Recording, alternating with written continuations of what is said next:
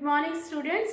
Let's start the second part of production function. It includes the law of variable proportions and the relationship between TP, AP and MP. अब इसको law of variable proportions को पढ़ने के लिए सबसे पहले इन arrows पे ध्यान दीजिए. इसी से हम इसकी स्टेटमेंट बनाएंगे. Variable factor, as you all know, we did in the previous examples, labor is the variable factor which can be vary with the level of output. Fix factors क्या होते हैं? जो फिक्स रहते हैं, जिसको हम चेंज नहीं करेंगे शॉर्ट पीरियड में. Technique of production that remains the same. अब देखिए, वेरिएबल फैक्टर हम यहाँ इंक्रीज करेंगे, फिक्स फैक्टर्स इंक्रीज नहीं करेंगे. हॉरिजॉन्टल एरो है. टेक्निक ऑफ प्रोडक्शन हमारी सेम रहेगी, हॉरिजॉन्टल एरो है. और जो आपका ये फैक्टर प्रोपोर्शन है, इसको हम कैलकुलेट करते हैं fix factor divided by variable factor. तो ये जो फैक्टर प्रोपोर्शन है ये हमेशा फॉल होगा. क्यों होगा? कि एक वेरिएबल फैक्टर को हम इंक्रीज करते चले जाएंगे लेकिन फिक्स फैक्टर हमारा सेम रहता है. जैसे हमने न्यूमेरिकल्स में लिया था कि 1 एकड़ लैंड पर हम यूनिट्स ऑफ लेबर इंक्रीज करते हुए चले जा रहे हैं. तो जो रेशियो होगा, if 1 labour is working on 1 एकड़ ऑफ लैंड, दिस इज 1:1. 1 एकड़ लैंड पर अगर हम 2 लेबर लगा रहे हैं तो 1:2. तो it keeps on falling. What happens with these assumptions? Output increases speedily in the beginning. That means the total product that increases at the increasing rate in the beginning. Then output increases at diminishing rate. कुछ level आपका labour के जो काम करने का है उस पर एक ऐसा आएगा जिस पर हमारा टोटल प्रोडक्ट बढ़ेगा तो, लेकिन कम स्पीड से बढ़ेगा. थर्ड है कि आउटपुट डिक्रीजेस. ऐसा भी हो सकता है कि मैक्सिमम पर जाकर के हमारा टोटल प्रोडक्ट डिक्लाइन हो. अब इससे हम लॉ ऑफ वेरिएबल प्रोपोर्शंस की स्टेटमेंट बनाते हैं. By increasing an additional unit of labour और input with the fixed factor which does not change, total product in the beginning it increases at increasing rate. After that it starts increasing at diminishing rate or decreasing rate, and then reaching at its maximum level it starts declining. अब इन्हीं सबका क्या reaction होता है हमारा marginal product पर? जब भी हमारा टोटल प्रोडक्ट इंक्रीजिंग रेट पर बढ़ता है शुरू में, जैसे जैसे लेबर हमारे इंक्रीज हो रहे हैं फिक्स फैक्टर्स के साथ में, तो जो हमारा टोटल प्रोडक्ट इंक्रीजिंग रेट पर बढ़ेगा तो मार्जिनल प्रोडक्ट भी हमारा बढ़ेगा. ये एरो भी ऊपर की तरफ गया है. और जब ये स्पीडली बढ़ता है हमारा टोटल प्रोडक्ट तो एमपी बढ़ेगा, और जब कम स्पीड से जब बढ़ेगा टीपी आउटपुट तो एमपी हमारा डिक्रीज होगा. It starts falling and after reaching its maximum level, when the total product is maximum, at that level MP becomes 0. तो आप ये मत समझिए कि MP हमारा कभी भी 0 नहीं होगा. मार्जिनल प्रोडक्ट हमारा 0 भी हो सकता है जब उसके बाद कोई स्पेस नहीं रहता कि हमारा जो टोटल प्रोडक्ट इंक्रीज हो रहा है. तो मैक्सिमम लेवल पर जाकर के इट इंडिकेट्स द 0 MP. और जब हमारा टोटल प्रोडक्ट डिक्रीज होना शुरू हो जाता है तो MP हमारा नेगेटिव में चला जाएगा. MP will be negative. So, if it is expressed in terms of NP, the law of variable proportion states that in the beginning, marginal product increases and after some level it starts decreasing. It may be 0 and it may become negative when total product falls. And that's how the law of variable proportions can be defined. Let's do it with the help of the numerical example. लेकिन उससे पहले आप ये सुनिए कि ये जो पूरा फिनोमेना है that is the short term phenomena. I am focusing on the increase of variable factor क्योंकि आपके सिलेबस में शॉर्ट टर्म फिनोमेना है जिसको हम रिटर्न्स टू ए फैक्टर बोलते हैं कि सिर्फ एक वेरिएबल फैक्टर में चेंज होगा, बाकी फैक्टर्स फिक्स्ड रहेंगे जिसमें कोई चेंज नहीं होगा. एक रिटर्न्स टू स्केल होता है जिसको हम लॉन्ग टर्म फिनोमेना बोलते हैं, सभी फैक्टर्स वेरिएबल हो जाते हैं. So what is to be taught in your class is the returns to a factor. That's why I am using the word variable factor is increasing with the fixed factor. Have the numerical example and the graph. In case of the schedule, we are given the variable factor that is increasing 1, 2, 3, 4, 5, 6, 7, 8, and fixed factor that is land we have taken. It is 1 acre with every level of additional labor of input which we are using with along with the fixed land that is 1 acre. What happens to TP? Total product increases at increasing rate up to 3 labors. when 3 laborers start working, the maximum total product is 18. After that it is increasing, but the speed of increasing is less. The speed can be calculated with the help of marginal product, because marginal product is the addition to the total product. Here total product was 4, and then it has been increased to 10 when the second laborer has started working. Then so MP can be calculated by deducting the first value from the second. It is 6, 8, then 24 minus 18, it is 6. Up to this level of input, when 3 laborers are working, it is 18. After that, the speed of increasing in TP is less. Like it was increasing by 6, 8, 4, 6, 8. Now it has been decreased to 6. That means the limit of speed has been decreased of increasing in total output. It was increasing like this 4, 6, 8, but now it has been decreased 6, 4, 2 and 0. 0 कब हुआ? जब आपका total product जो है 30 that maximum level पर पहुंच गया, वहां पर मार्जिनल प्रोडक्ट हमारा 0 है. दैट मीन्स कोई एडिशन नहीं हुआ है. उसके बाद क्या हुआ?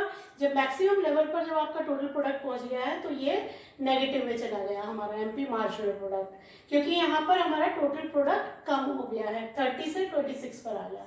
अब इसी से मैं आपको 3 फेजेस ऑफ प्रोडक्शन बताऊंगी.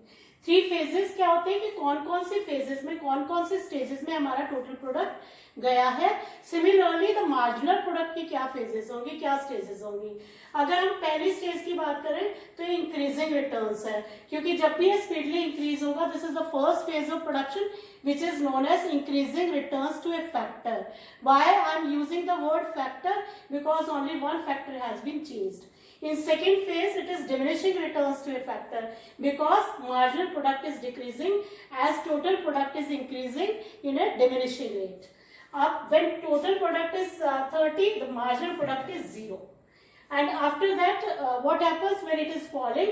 Marginal product goes to negative. It is the third phase of production, which is known as negative returns to a factor. It can be explained with the help of a diagram also. Putting these values in the diagram, as you are in very much of practice in statistics in putting the values or drawing the diagrams out of the schedule given to you. Here I have taken the total product. On below on x-axis units of labor or input you can write.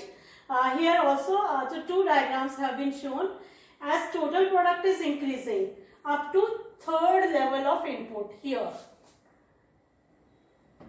it is increasing at a high speed. When it is increasing, marginal product is also increasing. Up to third level of input, marginal product is increasing. What happens after that? Total product has started increasing at a diminishing rate up to here. जब तक ये diminishing rate पर बढ़ रहा है, तो हमारा marginal product totally decrease हो रहा है यहाँ तक, और 0 पर ये कब आया? जब हमारा टोटल प्रोडक्ट मैक्सिमम हो गया. उसके बाद टोटल प्रोडक्ट हमारा यहाँ पर जब 8 लेबर काम कर रहे हैं, तो टोटल प्रोडक्ट हमारा घट गया, 26 हो गया. जब ये 26 हो गया, तो मार्जिनल प्रोडक्ट हमारा -4 हो गया. That's how the whole process of law of variable proportions can be presented with the help of a schedule and with the help of a diagram. Again, you must try to understand that it has the 3 phases. One is increasing returns, another is decreasing returns, and then we have the negative. Increasing returns के और diminishing returns के reasons क्या हैं, क्यों होता है increasing returns to a factor, और क्यों हमारा diminishing returns to a factor है. The first cause of increasing returns to a factor is that fuller utilization of fixed factors. Actually शुरू में क्या होता है, हमारी जो मशीन होती है वो भी एक न्यू होती है और लेबर भी एफिशिएंट होता है. तो स्टार्टिंग में जो आपका utilization of labour with the fix factor that is much better, उसका फुल्ली यूज होता है. तो इस कारण से हमारा स्टार्टिंग में जो आउटपुट है बहुत स्पीडली बढ़ता है. सेकेंड रीजन है division of labour and increase in efficiency. इसका मतलब है एक्चुअली स्टार्टिंग में जो आपकी एफिशिएंसी है वो लेबर की बहुत ज़्यादा होती है. क्यों होती है? क्योंकि जो हमारी मशीनरी है वो भी अंडर यूटिलाइज्ड है, और जब तक हमारी मशीनरी अंडर यूटिलाइज्ड होती है और लेबर एफिशिएंट होता है, तो उसमें process based division of labour से एक कंसर्न अपना जो आउटपुट है बहुत स्पीडली बढ़ा पाती है. थर्ड रीजन है better coordination between the factors. Again, we have the better coordination because of the specialized labor force and the underutilized machinery in the concern. Due to three reasons, the total product increases at increasing rate in the beginning. Second, we have the decreasing returns. जो हमारे diminishing returns या decreasing returns है, इसके क्या reasons हो सकते हैं? सबसे पहला है the fixity of A factor. Fixity of A factor का मतलब है स्टार्टिंग में तो सभी आपके जो ये फिक्स फैक्टर्स और आपके वेरिएबल फैक्टर्स हैं, ये खूब एक स्पीडली काम करते हैं, एफिशिएंट होते हैं. तो इसमें क्या होता है कि जो फैक्टर आपका process based division of labour है वो थोड़ा सा कम होता चला जाता है. तो उससे आपका जो टोटल प्रोडक्ट है बढ़ेगा तो, लेकिन स्पीड उसकी कम हो जाएगी. Second reason is imperfect labour substitution. जब भी एक कंसर्न लेबर अपॉइंट करती है तो हम ये अज्यूम करके चलते हैं कि सभी लेबर एक जैसा काम करेंगे, सभी की एफिशिएंसी एक जैसी होगी, लेकिन ये पॉसिबल नहीं होता. सब्सटीट्यूट नहीं कर सकते आप एक लेबर को दूसरे के साथ. तो इस तरह से जो इम्परफेक्ट सब्सटीट्यूशन हो जाता है उससे हमारा प्रोडक्शन बढ़ेगा, but the speed of increase in production will be less. Third reason is poor coordination between the factors. इसमें क्या होता है कि जैसे जैसे हमारी अंडर यूटिलाइज थी मशीनरी, वो ओवर यूटिलाइजेशन होना शुरू हो जाता है और लेबर की एफिशिएंसी भी उसके कोऑर्डिनेशन के साथ में कम हो जाती है. तो जब कोऑर्डिनेशन फिक्स फैक्टर का वेरिएबल फैक्टर के साथ अच्छा नहीं होगा तो हमारा टोटल प्रोडक्ट जो है वो कम स्पीड से बढ़ना शुरू हो जाता है. So these are the reasons. Next I will take up now the relationship between TP, AP and M. The relationship between the three is the last and concluding part of your chapter. The relationship is that as the total product is increasing, speedily MP is increasing. तो दोनों का जो relation क्या हुआ कि इसके speedly increase होने से MP हमारा इंक्रीज होता है. जब ये कम स्पीड से इंक्रीज होगा तो MP हमारा डिक्रीज होगा. सेकेंड रिलेशनशिप हम इसे कह सकते हैं. थर्ड ये है कि जैसे ही आपका टीपी मैक्सिमम लेवल पर जाता है वहां पर एमपी हमारा जीरो है. इसको हम डायग्राम से भी देख सकते हैं. यहाँ पर you know the shape of TP and MP now. TP increases at increasing rate up to here, so MP is increasing. और उसके बाद क्या हुआ, उसके बाद हमारा एमपी टीपी कम स्पीड से इंक्रीज हो रहा है तो एमपी हमारा कंटिन्यूअसली डिक्रीज हो रहा है. डिक्रीज मैक्सिमम पर जब टीपी है तो एमपी हमारा जीरो है. सिमिलरली हमारे एग्जांपल में देखिए आप, जब मैक्सिमम हमारा टीपी 90 है तो एमपी यहाँ जीरो है. This is the relationship between MP and TP. और इसी से हमने 3 फेजेस ऑफ प्रोडक्शन अभी कैलकुलेट किया था: increasing returns, diminishing returns and negative returns. एक चीज आपको एक अंडरस्टैंड करनी है बहुत अच्छे से कि प्रोड्यूसर जो है 3 स्टेजेस हैं, जैसे first stage, second stage, third stage, और increasing, decreasing and negative returns. कौन सी स्टेज, कौन से फेज में प्रोडक्शन करना चाहता है, उसके लिए रैशनल फेज कौन सी होगी. तो जो फर्स्ट फेज होती है उसमें तो क्या होता है कि एफिशिएंसी इतनी ज़्यादा होती है लेबर की और आपकी अंडर यूटिलाइज्ड मशीनरी होती है तो बहुत ज़्यादा प्रोडक्शन बढ़ता है हमारा. तो वो फेज थोड़ा सा प्रोड्यूसर्स के लिए रिस्की होती है क्योंकि that is possible only in a short period. तो एक जब प्रोड्यूसर को लॉन्गर पीरियड में स्टे करना है मार्केट में तो उसके लिए सेकेंड जो फेज है that is the best phase for the production, क्योंकि इसमें नॉर्मल प्रॉफिट अर्न करती है हर फर्म. जो आपकी फर्स्ट फेज थी उसमें अब नॉर्मल प्रॉफिट्स अर्न होंगे तो उसमें कंपटीशन बढ़ जाता है तो उसमें लॉन्गर पीरियड जैसे जैसे टाइम बीतता है तो उसमें नई एंट्री होने के साथ साथ फर्म्स की उनको लॉस होना शुरू हो जाता है. So that is the risky stage for the producers. Although he likes to be stay in the first phase, but second will be the best for him for the longer period of time. Third जो phase थी negative, उसमें कभी भी producer जाना नहीं चाहेगा क्योंकि वहां पर उनको लॉस होंगे. आप देखिए ये तो रिलेशनशिप टीपी और एमपी का है जो हम पीछे से करते हुए आए हैं. Now come to the point of AP and MP. इन दोनों का क्या रिलेशन है? जैसे जैसे टीपी बढ़ रहा है आपने देखा एमपी भी बढ़ रहा है और एपी भी बढ़ रहा है, तो तीनों का क्या रिलेशन हो गया? अगर टीपी में इंक्रीज होगा तो एपी एंड एमपी दोनों इंक्रीज होंगे. सेकेंडली, लेकिन अगर हम एपी और एमपी की अगर बात करते हैं तो AP will be increasing lesser than the increase in MP. जैसे ही हमारा एपी इंक्रीज होगा एमपी इससे ज्यादा इंक्रीज होगा.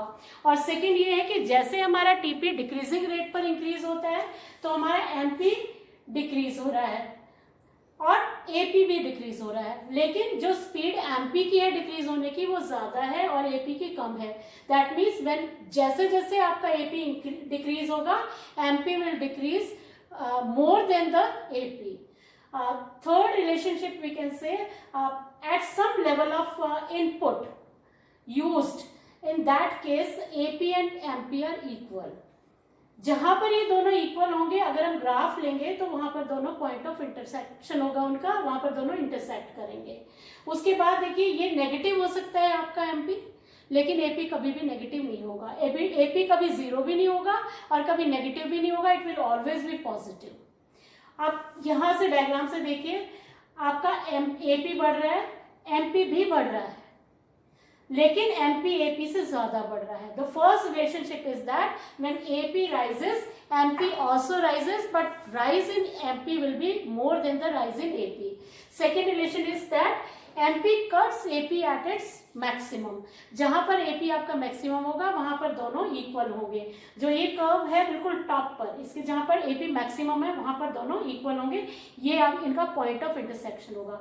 After that AP starts decreasing and so is MP. MP will also decrease, but the rate of decrease in MP will be more than rate of decrease in AP. देखिए speedly आपका decrease हो रहा है. AP is positive, MP may be zero or may be negative. It will be zero when TP is maximum. It will be negative when TP falls. One more relation you can find from here in this graph, that both the curves are inverted U-shaped, and that MP curve always lies on the left of AP curve, and these are the relationship between the two, AP and MP. They can be noted from the schedule also and from the diagram also. And so children, that's all for today. Thank you.